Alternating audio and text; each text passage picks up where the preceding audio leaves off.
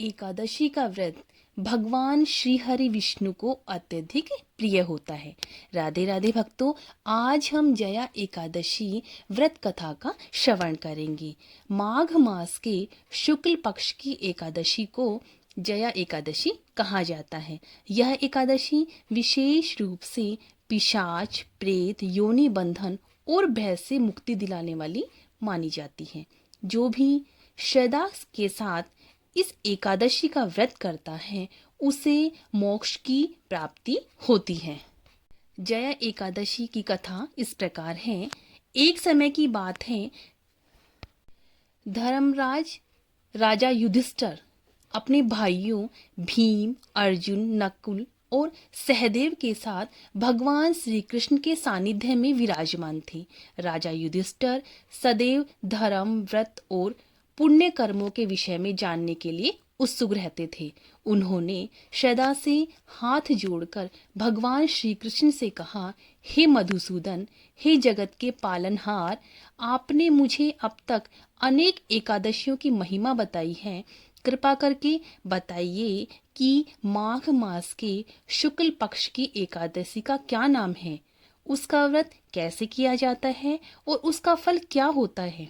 भगवान श्री कृष्ण ने करुणा भरी दृष्टि से युधिष्ठिर की ओर देखा और बोले, हे राजन, तुमने अत्यंत उत्तम प्रश्न किया है। माघ शुक्ल पक्ष की एकादशी को जया एकादशी कहा जाता है। यह एकादशी समस्त पापों को नाश करने वाली है, पिशाच और प्रेत योनि से मुक्ति दिलाने वाली है और मोक्ष प्रदान करने वाली है। इसके बाद भगवान श्री कृष्ण ने जया एकादशी की दिव्य कथा सुनाना आरंभ किया। भगवान बोले, हे युधिष्ठिर, प्राचीन काल में स्वर्ग लोक में देवराज इंद्र का राज्य था। स्वर्ग में अप्सराएं नृत्य करती थी, गंधर्व मधुर संगीत गाया करते थे और देवता सदा आनंद में रहते थे।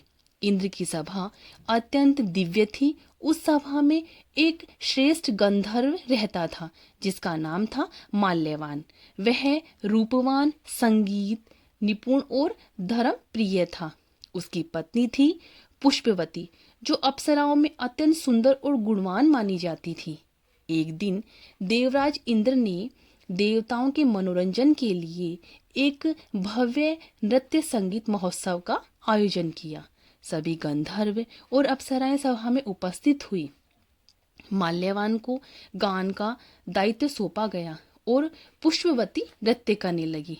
नृत्य के समय माल्यवान और पुष्पवती एक दूसरे से प्रेम में इतने डूब गए कि उनका मन सभा से हट गया।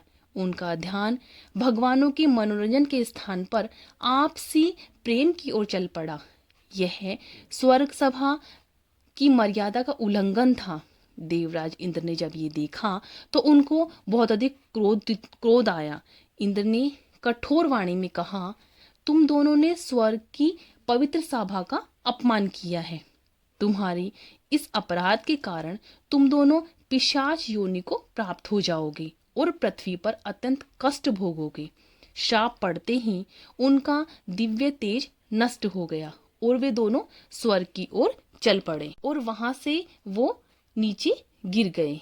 पृथ्वी पर वे दोनों भयंकर पिशाच बन गए। उनका शरीर कुरूप, मन भयभीत और जीवन अत्यंत दुख में हो गया।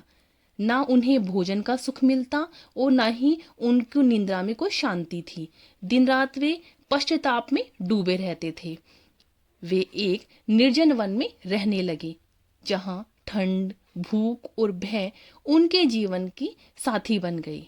माल्यवान ने पुष्पवती से कहा, हे प्रिय, हमने स्वर्ग की मर्यादा भंग की और इसी का फल आज हम भोग रहे हैं।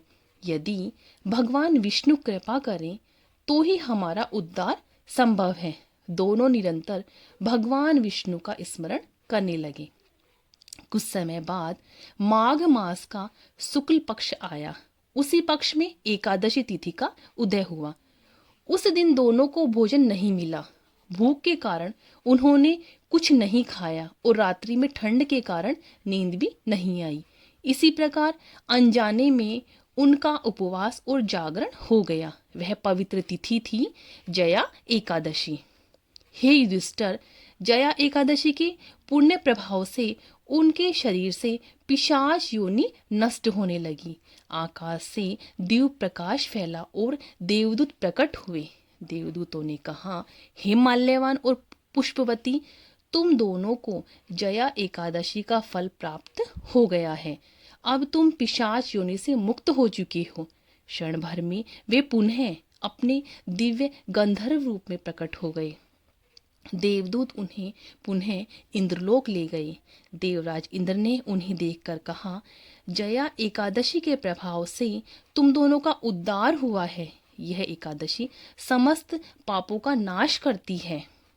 भगवान श्री कृष्ण ने युधिष्ठिर से कहा, हे राजन, जो मनुष्य श्रद्धा से जया एकादशी का व्रत करता है वह पिशाच, प्रेत, भय, रोग और महापापों से मुक्त हो जाता है।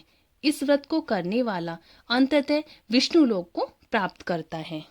भगवान श्री कृष्ण बोले, हे युधिष्ठिर, जया एकादशी पापों पर विजय दिलाने वाली है।